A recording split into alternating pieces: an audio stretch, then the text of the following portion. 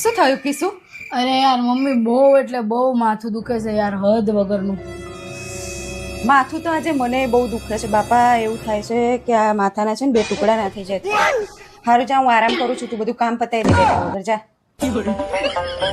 અરે યાર મમ્મી, શું થયું?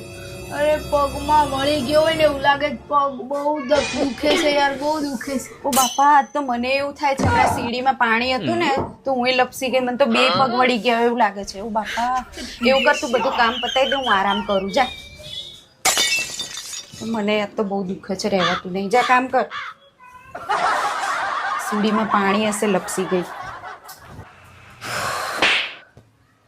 શું થયું કિસુ?